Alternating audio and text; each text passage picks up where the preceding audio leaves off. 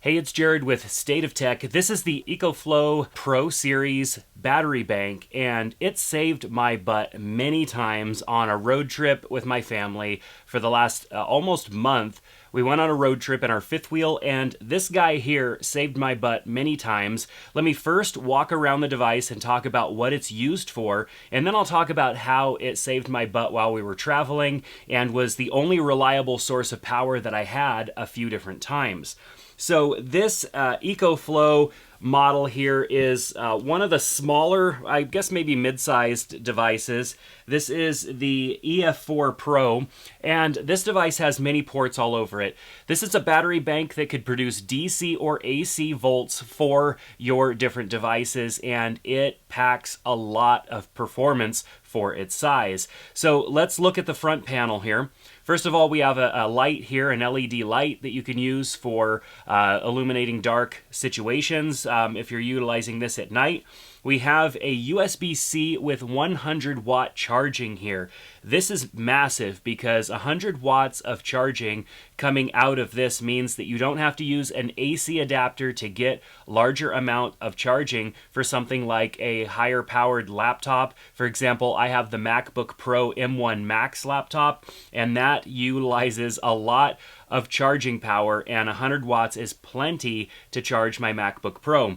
It also has two USB-A and then a fast charging port here as well. It has a traditional like accessory port or cigarette lighter port as it used to be called, and you could pop that off and stick any accessory in there that you have for charging as well. And then it has two ports here that can be utilized for accessories, and it comes with a small cable to attach there. Now, these buttons all work relatively easy. You first turn on the device just by tapping. You can see it's only got 7% of battery left in it because I've used it so much and have charged it so many times while we were on the road. I can then enable DC on and off by hitting the button here, and then we'll walk around over to the sides here in a second. So what's really cool about this is that it shows you what's being used both when you are charging this and when you are utilizing the ports.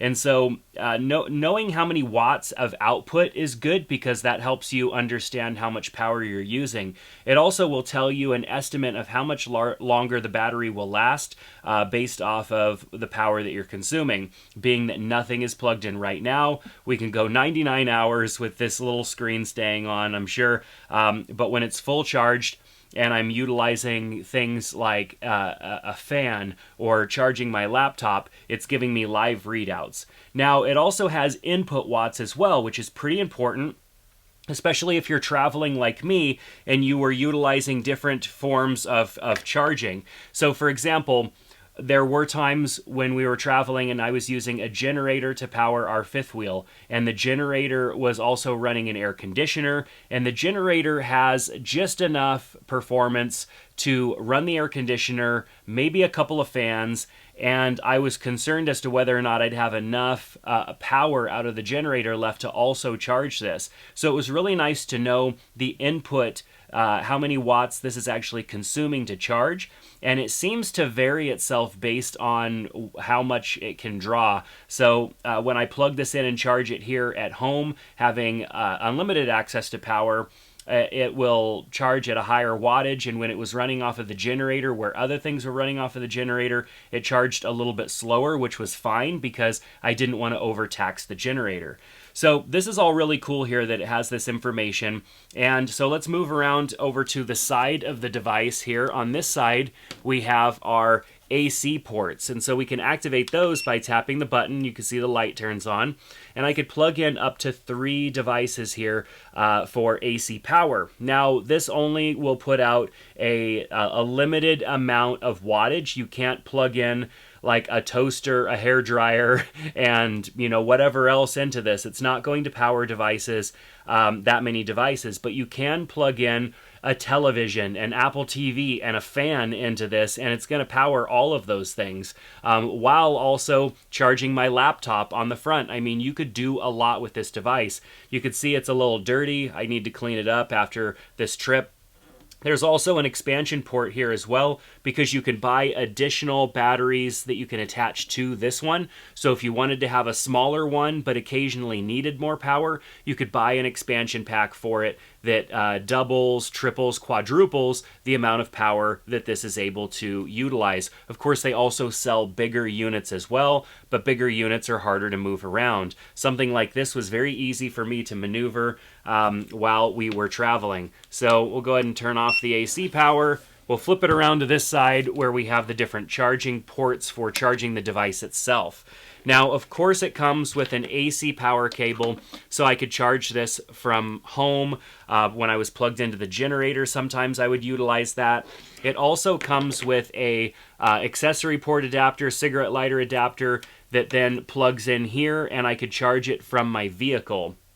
And so this was nice because a couple of times while we were driving, I just plugged this in and it would charge itself off of my truck while we were driving. Fantastic.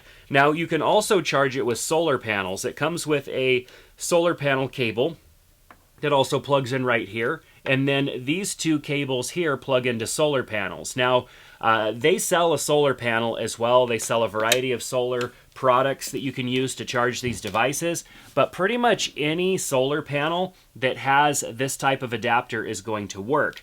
Now, you're not going to want to overtax by putting massive amount of solar into this little device to charge it faster.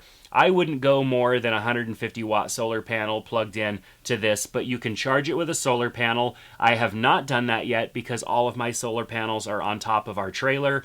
It was very tempting to plug one of them in and try it, but one of the nice things about having the solar on my trailer is I was able to use the accessory port here, plugging this into one of the accessory ports on my trailer, and then plugging this in and charging the device utilizing the solar that is on my trailer. So that was really cool. So there were many times that this device ended up saving our butts. Our generator, like I said before, was just powerful enough to run our air conditioning and a few fans and stuff like that. Anything more and we couldn't do it. If we wanted to run the microwave, turning the air conditioner off had to happen. It just wasn't powerful enough to run the entire trailer, which is fine. But there were many places that we were at that had a 10 p.m. curfew with generators. We were off-grid quite a bit. We in places where there was no hookups, no shore power that I could plug into the trailer and run our air conditioner. It was 95 plus degrees out and didn't get below 85 degrees at night. And so having a form of power was fantastic. We had fans with us. We had some DC fans, which are fine, but they're not very powerful. AC fans is what we really needed, and running AC fans off of this was a lifesaver. There were nights where we needed to run the AC fan. We couldn't run the generator. We didn't have access to any electricity, so we plugged a fan into this, and it ran the fan at full speed all night long, and with lots of battery power left over. At 7%, this is because we ran the fan from about 9 p.m. until 9 a.m., probably 12 whole hours of running the fan plugged into this twice, and it still has 7% left. And I charged things periodically off of it throughout the day as well. So this device really saved our butts because it was hot and it's not comfortable to sleep anywhere in those temperatures. I could probably handle it camping, but when you're in a trailer, an RV or something, and you have a bed that you're sleeping in, you get a little warmer because you're in bed. Having something like this definitely was a lifesaver. And so this is a device that I will always travel with because it packs a lot of performance and a lot of output for keeping devices charged, for plugging them into the AC when I need them. And this is just a great all-around solution to kind of save your butt. This essentially is a generator in and of its own because it has its own power. It has an inverter, so it can invert to AC power to plug in your AC accessories, while also having tons of performance for DC output as well. So a device like this will save your butt in many instances, whether you are an avid camper, traveler, or even just want something as a backup around the home in case the power goes out. So I've got links below to the EcoFlow products. They've got a variety of different sizes of these devices, and the price varies. The price has been coming down on these devices, though they are still not the cheapest things out there. So definitely check out the links below, and let me know if you like content like this, because I utilize devices like this quite often in my life, and that's why I like talking about them here with all of you on the State of Tech YouTube channel. So I hope that you give this video a thumbs up, and I hope to see you back soon after you subscribe and watch the next video. Take care.